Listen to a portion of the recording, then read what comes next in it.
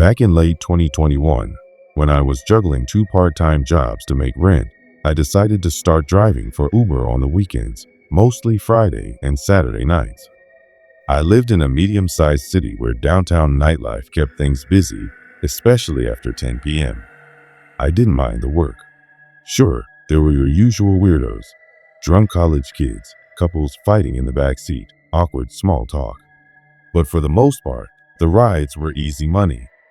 And I always kept pepper spray in the glove box and a heavy-duty flashlight under the seat just in case. It was about 2:45 a.m. on a Saturday night when I got what I planned to be my final ride for the evening. I was exhausted and more than ready to head home. My phone pinged. The passenger's name was listed as Clay. Pickup was in a commercial district near the edge of town, an industrial stretch with a few all-night laundromats, some pawn shops, and an abandoned furniture store I always found a little creepy. When I arrived at the location, I didn't see anyone at first. Just empty sidewalks, flickering streetlights, and a chill in the air that hadn't been there earlier. Then I saw him. He stepped out from between two large dumpsters behind the old furniture store. Tall, dressed in a black hoodie with a hood up, dark jeans, and black gloves, despite it being October and not nearly cold enough for all that. He didn't wave or speak. He just walked slowly to my car and got in the back seat. I could hear the faint creak of the door as he opened it. I said, "Clay." He nodded. That was it. No smile, no small talk, just a slow nod. His destination was listed as an address about 18 minutes away in a residential area I wasn't too familiar with. Not rural, but quiet. Older houses with big yards and lots of tree cover. No problem, I thought. Let's get this over with. The first few minutes were dead silent. I kept my eyes on the road, but every now and then I peeked at him in the rearview mirror. He wasn't on his phone. He wasn't looking out the window. He was just staring at the back of my head, like unblinking. Trying to break the tension, I said, "Busy night?" Nothing. "Heading home from work or something?" He finally replied in a flat, quiet voice, "Not work." "Oh, all right," I said. Then, out of nowhere, he asked, "You ever hear a car door open by itself while driving?" I glanced in the mirror. Can't say that I have." He leaned forward a little. "I have." There was no expression on his face. No humor. Just that same flat stare. My stomach did a little flip, but I forced a laugh and turned on the radio.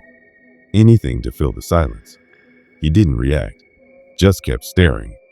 About 12 minutes into the ride, he spoke again. "I'm going to change the drop-off. Just keep going straight." I kept my voice calm. "You'll need to update that in the app. It's safer if we don't use the app now," he said. That did it. My pulse started to pick up. "Sorry, man.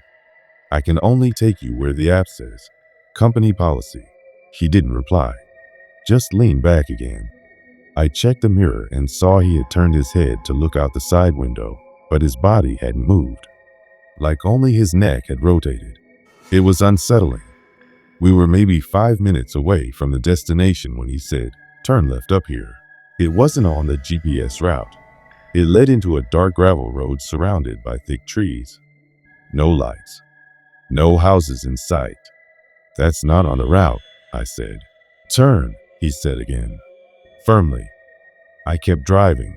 He didn't say anything for a few seconds.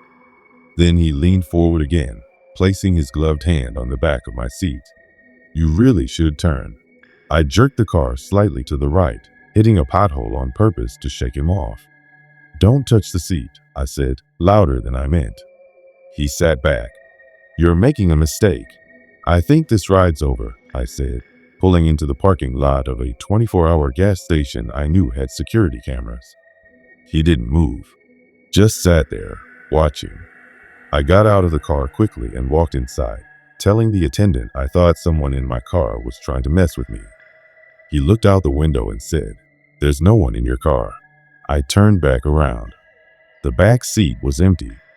I rushed back out, heart pounding. The door was still ajar, swinging slightly in the breeze. There was no sign of Clay anywhere. I checked the app. The trip was listed as completed, but the name Clay was gone, replaced with a blank space. No profile photo, no trip history, like the entire thing had been erased. I reported it to Uber. They told me there had been a glitch and that sometimes trip data is lost when the app crashes. They apologized for the inconvenience, but I know what I saw. I know someone got in my car that night. I remember his voice, his stare, and I remember the way he said, "You're making a mistake." Every time I pull up for a ride now and see someone standing alone under a street lamp, I think of that night, of how easily something could have gone very, very wrong. And I wonder, was Clay ever real?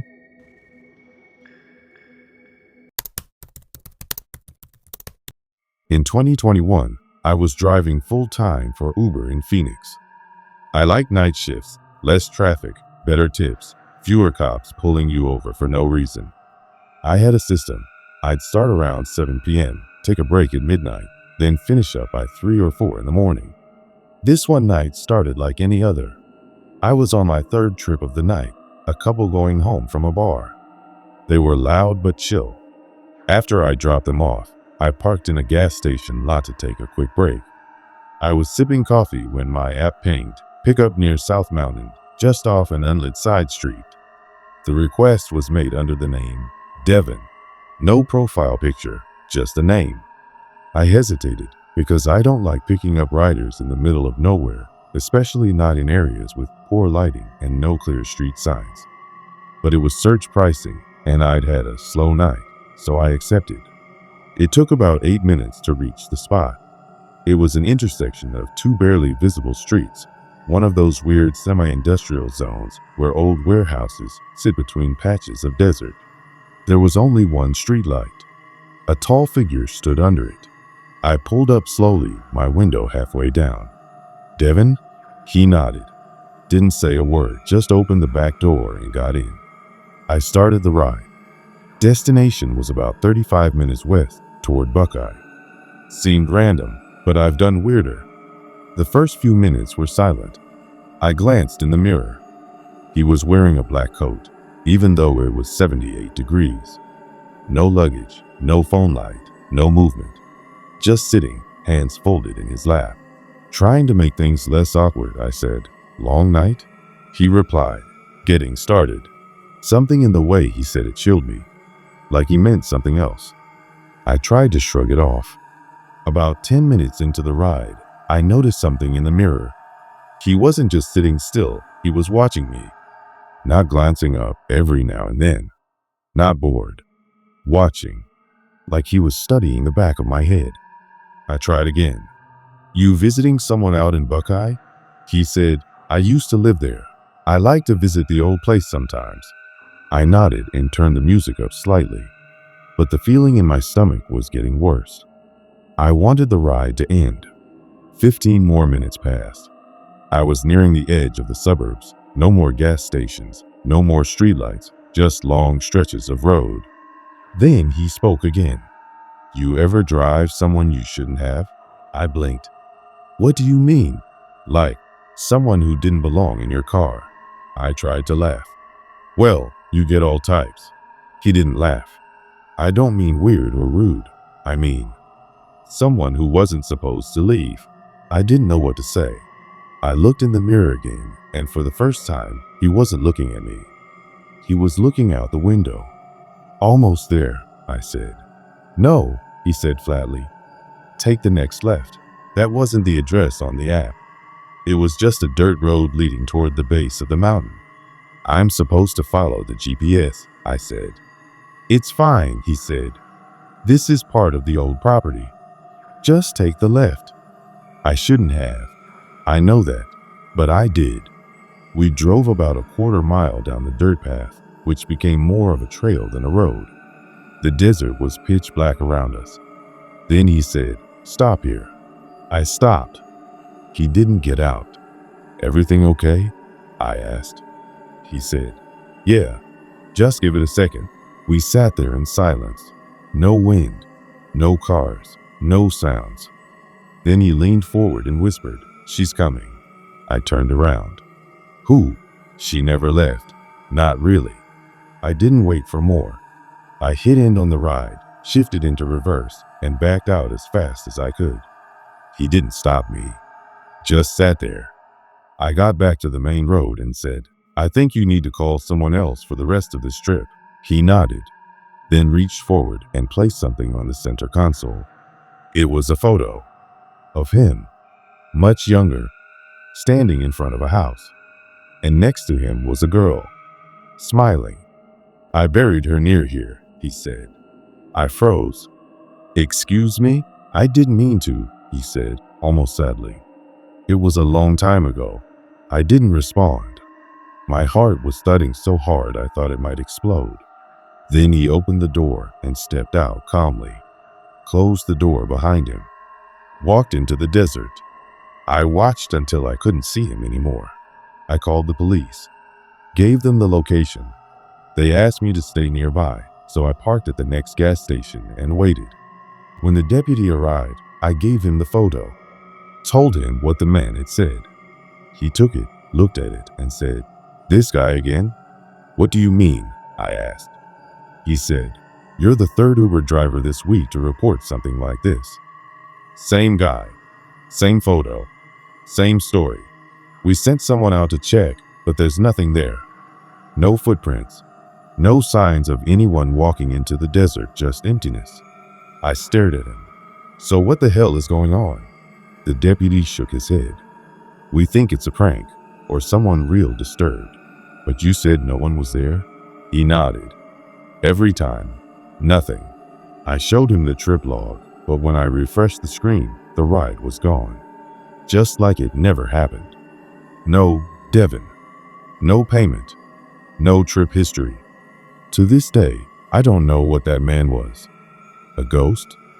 A disturbed local? But I still have the photo.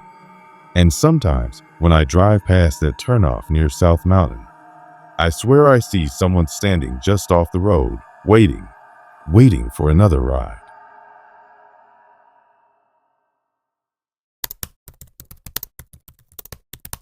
Back in late 2022, I had just moved to Chicago and was doing Uber to make quick money while job hunting. I drove evenings mostly, but weekends I'd go later into the night, since that's when you make real money. Drunks, tourists, partygoers needing a ride home from the city. One Saturday night, around 2 a.m., I got a ping for a pickup near Logan Square. The app listed the rider's name as L. The destination was an address in Oak Park, about 25 minutes away. Nothing unusual, and I accepted without thinking much. The streets were quiet, rain lightly tapping the windshield as I pulled up to the pickup point. It was a narrow side street with street lamps flickering like they were on their last breath. There was one figure standing at the curb, small, still, and holding something in her hand. I rolled down the window slightly. "You, L?" She nodded slowly. Didn't say a word. She got in and sat directly behind me, which I always find a bit unsettling. Most people sit on the passenger side. I started the trip and began driving, but the tension in the car was instant. She wasn't on her phone, wasn't adjusting her seat. Just sitting, hands on her lap, head facing straight ahead. I glanced in the mirror and noticed she was looking not at her lap, but straight at my reflection. I tried to break the ice. "You heading home?" She didn't answer, just stared. I felt a chill creep up my spine. Long night? Still nothing. Just the rain and the low hum of my tires on wet asphalt. We drove in silence for nearly 10 minutes. Then, without warning, she whispered, "Do you believe in second chances?" I flinched slightly. Yeah, I guess. Everyone deserves one." Silence again. Then she said, "What if you didn't ask for one, but it was given anyway?" I had no clue how to respond. "I guess. That depends on what happened." She didn't answer, just turned her head slightly and looked out the window. I was relieved to break eye contact. As we got closer to the drop-off location, I noticed something strange. The address was in a cul-de-sac I knew had been under construction last time I passed it. I'd taken a fare there 2 weeks before and remembered empty plots and half-built homes. I mentioned this. "Hey, Are you sure the address is right? I think that area is still under development. She didn't say anything at first.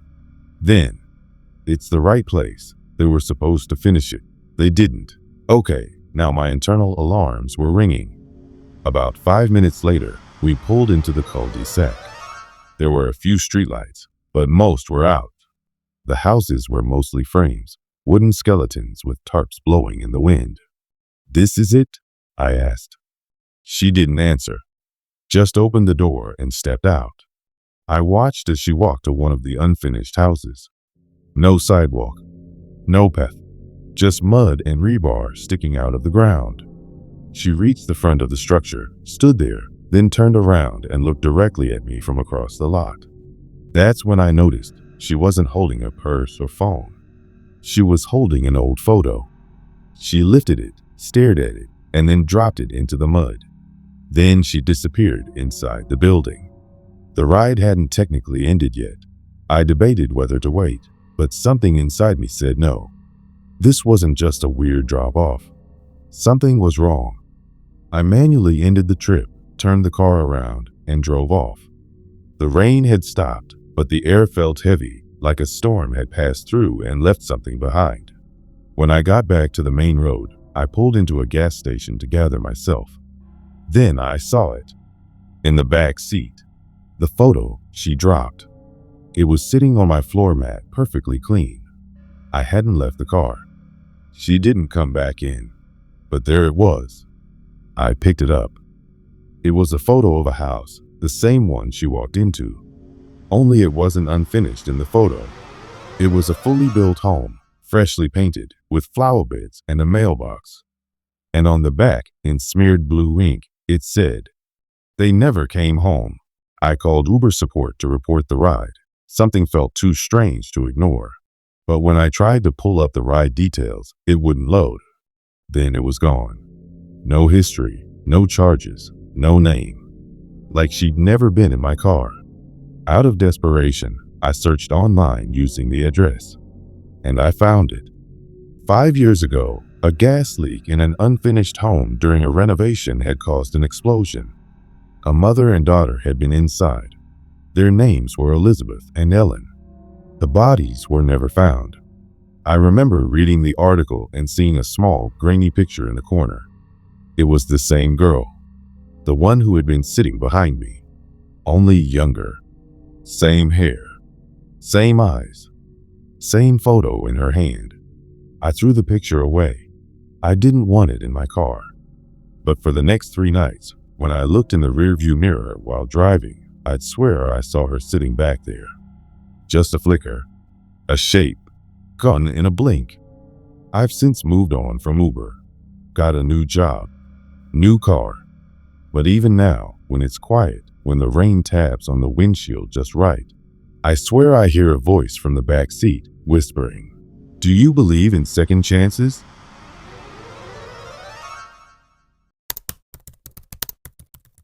This happened in 2023, during what was supposed to be a normal Monday night shift.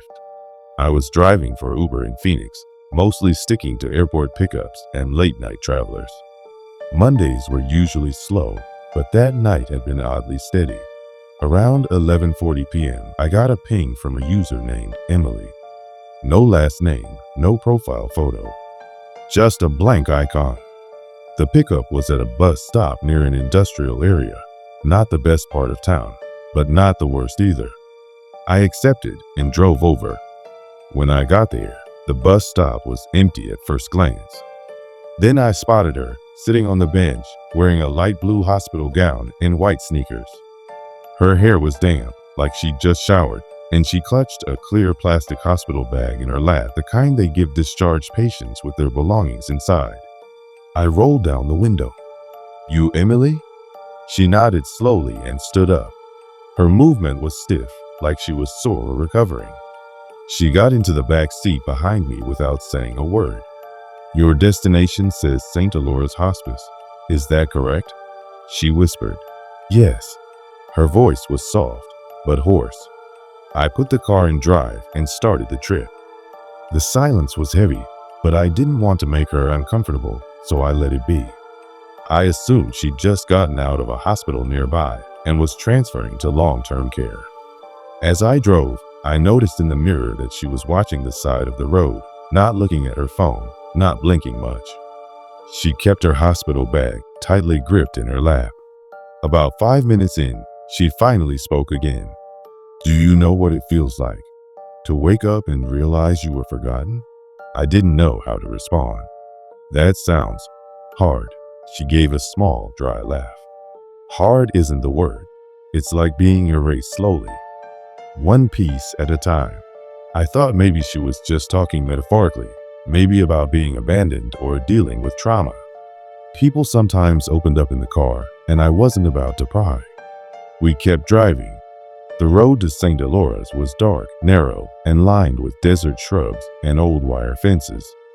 It was about 15 minutes away from the pickup point, and the closer we got, the quieter she became, her breathing the only sound besides the road. Then, something weird happened. About 2 blocks from the hospice, she leaned forward and whispered, "Don't take me there." "Not yet." I slowed down. "Where do you want to go instead?" She pointed to a side street just ahead. "Turn there." I hesitated, but made the turn. The road led into an old neighborhood with boarded-up houses and weedy yards. The streetlights were either flickering or completely dead. She said, "Keep going." I followed her directions, left, right, then another left, until we reached a cul-de-sac. At the center was a single house. Run down, broken windows, paint peeling from the siding. "Stop here," she said. I parked. She didn't move. I glanced back and asked, "Is this your place?" She stared out the window and replied, "I used to live here before the fire." A chill crawled up my neck. "You mean your family home?" She nodded. "It's the last place I remember before waking up in the hospital." But it wasn't just a fire. It was something else. Something wrong. My hands were sweating on the steering wheel. I didn't know if she was disoriented, hallucinating, or just broken in a way I couldn't understand. Then she said something that froze my blood. "They didn't tell me I died." I turned around in my seat. "What?" "I woke up cold," she continued, her voice shaking. "Alone. In a hospital with no name. No windows. No clocks. Nurses who didn't blink. They gave me this." She held up the hospital bag. I squinted to see inside. There was a burnt piece of fabric, a melted phone case, and what looked like a charred locket. "I tried to leave," she whispered, "but they said I needed to go home. So I called a ride." I didn't know what to say. I was scared in a way I hadn't been since I was a child hiding from nightmares under my blanket. "I'm sorry," I said, barely able to form the words. She finally looked me in the eyes through the mirror. "You're the only one who spoke to me like I mattered." She opened the door and stepped out slowly. I watched as she walked to the porch of the burned-out house. She stood there looking at the door. Then, without turning around, she said, "Thank you for the ride." The door creaked open on its own. She stepped inside. I blinked, looked again. She was gone. I got out of the car and approached the porch cautiously, heart pounding. When I looked inside, the house was dark, empty, nothing but ash, broken furniture, and caved-in floors. And then I saw it. On the scorched wooden floor, resting neatly where the door had been, the hospital bag. I ran back to the car and took off. I didn't end the trip. I didn't cancel it. I just drove until I hit a gas station with lights, people, and cameras. Later, when I checked the app, the ride had vanished. No charge, no record, no rider history. Like it never happened. Out of curiosity and fear, I searched for house fires in that area from recent years. I found an article from 2016. A house fire caused by faulty wiring. 3 people died. One was a girl named Emily. She was 19. Same address. Same name. The article said her body had been so badly burned, only her locket was recovered. The same one I saw in that plastic bag.